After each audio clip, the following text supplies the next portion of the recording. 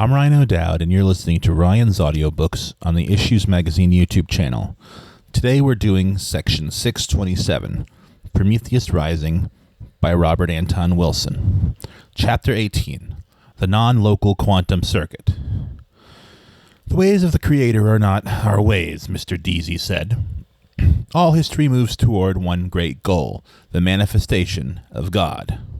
James Joyce in Ulysses. A domesticated primate philosopher on an oxygen-supported carbon-based planet circling a Type G star, namely the present author, was once asked, "How do we think?" Well, we have a built-in biosurvival circuit which distinguishes nourish-giving things from predatory things. But can that circuit do all our thinking? Well, no, but then there's an emotional territorial circuit. But, it's circuits all the way, I said. What the thinker thinks, the prover proves. We have made a beautiful, we hope beautiful, model of consciousness in terms of brain hardware and software. Now we need to remember again that while the brain can be modeled by a computer, the model is never the whole system. The model maker or metaprogrammer is bigger than the model or program. In what are called out-of-body experiences by parapsychologists, awareness seems to escape the confines of the nervous system entirely. Such experiences are routinely triggered by advanced yogic practice, and they also occur spontaneously during what is called near-death or clinical death, in which the patient appears to die by all medical standards, but is revived by modern resuscitation techniques. OOBEs also occur with heavy doses of LSD and with ketamine, an anesthetic with strange psychedelic side effects. They're also reported in shamanic traditions all over the world and by many occultists in our own society. Example. One day in 1973, during a neuroprogramming experiment, I saw something happening to my son at exactly that time in Arizona, over 500 miles away. We can process this data in various ways. We can say that my astral body actually traveled to Arizona. This is the occultist theory. We can more conservatively say that I developed extrasensory perception and saw Arizona without going there. There are many parapsychologists who prefer this third circuit map of the eighth circuit experience. We can try to say that I only happened to think of that scene while it was happening, by synchronicity. This is the Jungian approach. Or we can sweep it under the carpet by muttering mere coincidence, or sheer coincidences, whichever is the traditional rationalist approach. We prefer to say, in accord with the earlier writings of Timothy Leary, and the present author and the speculations of the Physics Consciousness Research Group in San Francisco, that such cases illustrate a special working of what is called in quantum mechanics Bell's theorem.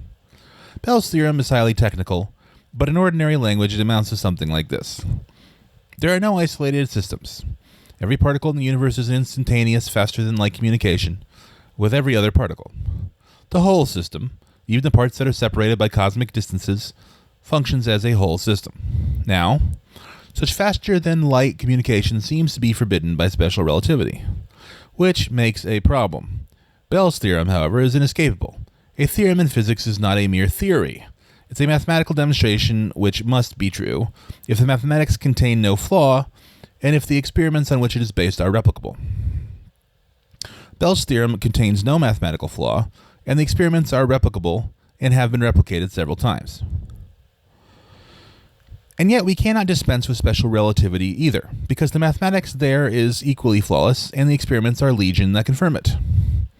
Two solutions have been proposed, and both assume that the communication involved in Bellian transmissions does not involve energy, since it is energy that cannot move faster than light. Dr. Evan Harris Walker suggests that what does move faster than light, and holds the whole system together, is consciousness. We may eventually be forced to accept this, in which case physics will have justified pantheism or at least panpsychism. The other alternative, proposed by Dr. Jack Sarfati, is that the medium of Bellian transmissions is information. Pure information in the mathematical sense does not require energy. It is that which orders energy. It is the negative of entropy, that which brings disorder to energy systems. Dr. Sarfati explains his theory as follows. Imagine that your brain is a computer, as modern neurology suggests. Now imagine that the whole universe is a big computer, a mega computer, as John Lilly has proposed. Then imagine that the subquantum realm, the realm of what Dr. David Bohm calls hidden variables, is made up of many mini-computers. Now, the hardware of each computer, the universe, your brain, the subquantum mechanisms, is localized. Each part of it is somewhere in space-time, here, not there, now, not then. But the software, the information, is non-local. It's here, there, and everywhere, now, then, and everyone. The highest varieties of shamanic and yogic consciousness seem to begin from dilation beyond the immediate, out-of-body experience and dilate rapidly and dizzily much further to union with the smallest and the largest, the cosmic mind, in short. This seems to be what would necessarily happen if the brain turned on to the non-local information system proposed by Sarfati and implicit in Bell's theorem. The metaphysiological circuit, then, is this cosmic information system. The synchronicities of circuits 5 to 7 are just the dawning notes of the symphony of all interrelated harmonies, revealed to those who have experienced Circuit 8 in action.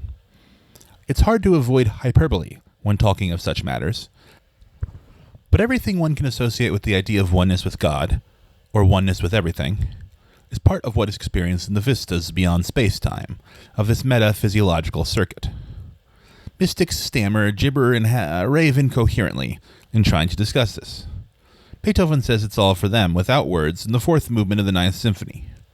The words of Schiller's Ode to Joy, which Beethoven set to this virtually superhuman music, are a linear third-circuit map conveying only a skeleton key to the multi-level meanings of the eighth-circuit language of the melodic construction itself, which spans all consciousness from primitive biosurvival to metaphysiological cosmic fusion. The whole system is a whole system. The metaphysiological circuit. Wheels within wheels within wheels. Dr. Sarfati's computers within computers within computers. Consciousness, or information perceived as coherent intelligence, expanding to infinity in all directions.